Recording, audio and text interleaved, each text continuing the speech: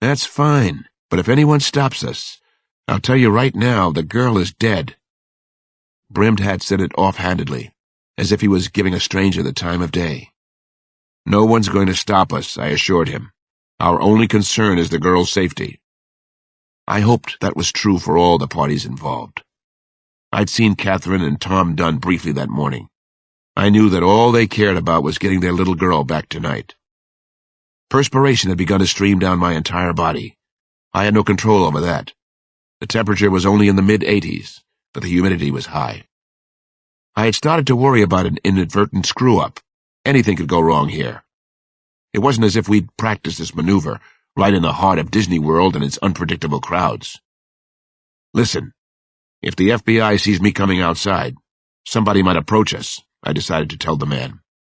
I hope not, he said, and made a tisking sound. He shook his head back and forth. That would be a serious breach of etiquette. Whoever he was unnaturally cool under fire. Had he done this before, I wondered? It seemed to me that we were headed back in the direction of the rows of orange trams. One of the trams would take us back out into the parking area again. Was that the plan? The man was too heavy-set to be Senigi, I thought, unless he had on some kind of brilliant disguise and lots of padding. The actor angle came to mind again. I hoped to God he wasn't an imposter. Someone who'd found out what was going on in Florida, then contacted us to go for the ransom. It wouldn't be the first time that had happened in a kidnapping case. Federal Bureau, hands high, I heard suddenly. It all happened gunshot quick. My heart went up into my throat. What the hell were they doing? What were they thinking? Federal Bureau. Half a dozen agents had us surrounded in the parking lot. They had their revolvers out. At least one rifle was aimed at the contact man and therefore at me. Agent Bill Thompson was there with the others.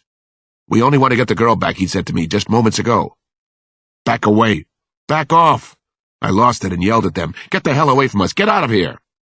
I looked directly at Brimmed Hat now. It couldn't be Gary Senigi. I was almost certain of that. Whoever it was didn't care if he was recognized or even photographed in Orlando. Why was that? How could this guy be so cool? If you take me, the girl's dead, he said to the FBI agents surrounding us. He was stone cold. His eyes looked dead. There's nothing that'll stop it from happening. I can't do a thing, neither can you. She's dead meat. Is she alive now? Thompson took a step toward the man. He looked as if he might hit him, which was what we all wanted to do. She's alive. I saw her about 2 hours ago. She was home free unless you fucked this up, which you're doing big time. Now back off. Just like the detective said, back the fuck off, man. How do we know you're partners with Senigi, Thompson? Chapter 51. That night, Chief Pittman called me at home. I didn't think he wanted to congratulate me on my work with Senigi Murphy. I was right. The Jefe did ask me to stop by his office the next morning. What's up? I asked him. He wouldn't tell me over the phone. I guess he didn't want to spoil the surprise. In the morning, I made sure I was clean-shaven, and I put on my leather car coat for the occasion. I played a little Lady Day on the porch before I left the house. Think darkness and light. Be darkness and light. I played The Man I Love, For All We Know, That's Life, I Guess, then off to see the Jefe. When I arrived at Pittman's office, there was too much activity for 7:45 in the morning. Even the Jefe's assistant seemed fully employed for a change. Old Fred Cook is a failed vice detective, now posing as an administrative assistant. He looks like one of the artifacts they trot out for old-timer baseball games. Fred is mean-spirited, petty, and supremely political. Dealing through him is like giving messages to a wax museum doll. Chief's ready for you. He served up one of his thin-lipped smiles. Fred Cook relishes knowing things before the rest of us. Even when he doesn't know, he acts as if he does. What's going on this morning, Fred? I asked him straight out. You can tell me. I saw that all-knowing glint in his eyes. Why don't you just go in there and see? I'm sure the chief will explain his intentions. I'm proud of you, Fred. You sure can be trusted with a secret. You know, you should be on the National Security Council. I went inside expecting the worst, but I underestimated the chief of detectives a little. Mayor Carl Monroe was in the office with Pittman. So was our police captain, Christopher Clouser, and of all people, John Sampson. It appeared that one of Washington's ever-so-popular morning events, a working breakfast, had been set up in the chief's inner sanctum. "It's not all bad," Sampson said in a low voice. In sharp contrast to his words, Sampson looked like a large animal caught in one of those double-clawed spring traps hunters use. I got the feeling he would happily have chewed his foot off to escape from the room. "It's not bad at all." Carl Monroe smiled jovially when he saw the chiseled look on my face. "We have some good news for you both. Very good news." "Shall I?" "Yeah, I think so. You and Sampson are being promoted today. Right here. Congratulations to our newest senior detective and our newest divisional chief." They clapped approvingly. Sampson and I exchanged quizzical looks. What the hell was going on? If I'd known, I would have brought Nana and the kids along. It was like those affairs where the president gives medals and thanks to war widows. Only this time, the dead had been invited to the ceremony. Sampson and I were dead in the eyes of Chief Pittman. "Maybe you'd like to tell Sampson and me what's going on here." I smiled conspiratorially at Monroe. "You know, the subtext." Carl Monroe had his magnificent smile blazing away. It was so warm and personal and genuine. "I was asked to come here," he said, "because you and Detective Sampson were being promoted. That's about it. I was very happy to come, Alex." He made a comic face. "At 7:45 this morning." Actually, it's hard not to like Carl sometimes. He's totally aware of who and what he's become as a politician. He reminds me of the prostitutes on 14th Street who will tell you a raunchy joke or two when you have to pull them in for soliciting. "There are a couple of other things to discuss," Pittman said, but then waved off the idea of any real substance entering the ceremonial conversation. "They can wait until after. There's coffee and sweet cakes first." "I think we ought to discuss everything now," I said. I shifted my eyes to Monroe. "Put it out on the table with the sweet cakes." Monroe shook his head. "Why don't you go slow for a change?" "I'm not going to be able to run for public office, am I?" I said to the mayor. "Not much of a politician." Monroe shrugged, but he continued to smile. "I don't know about that, Alex. Sometimes a man changes to a more effective style as he gains experience, sees what works, what doesn't. It's definitely more satisfying to be confrontational. Doesn't always serve the greater good, though." "Is that what this is about? The greater good?" "That's the topic for this morning's breakfast?" Sampson asked the group. "I think so. Yes, I believe it is." Monroe nodded and bit into one of the sweet cakes. Chief Pittman poured coffee into an expensive china cup that was too small and delicate for his hand. It made me think of little watercress sandwiches. Rich people's lunches. "We're bumping into the FBI, Justice, the Secret Service on this kidnapping case. It's no good for anybody. We've decided to pull back completely. To take you off the case again," Pittman finally said. Bingo. The other shoe had dropped. The truth was out at our little working breakfast.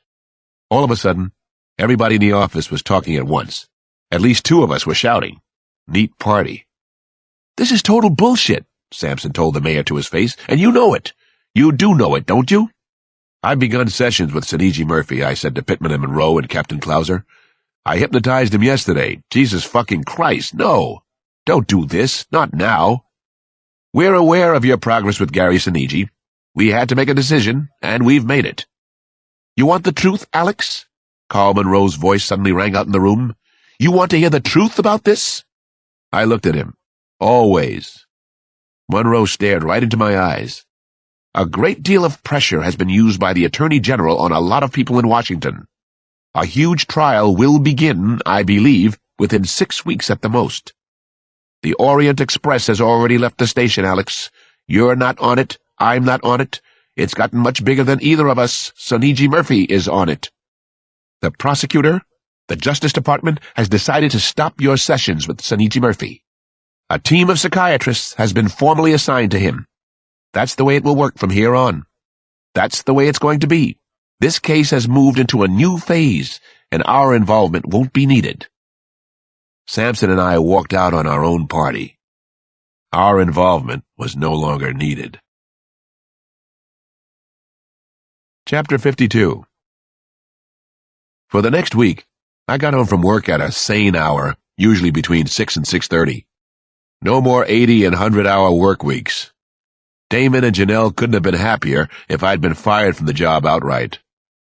We rented Walt Disney and Teenage Mutant Ninja Turtles videos, listened to the 3-disc set Billie Holiday, The Legacy, 1933 to 1958, fell asleep on the couch together. All sorts of amazing good stuff.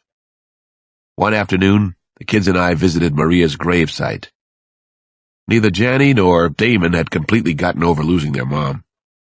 On the way out of the cemetery, I stopped at another grave, Mustaf Sanders' final place. I could still see his sad little eyes staring at me. The eyes were asking me, why?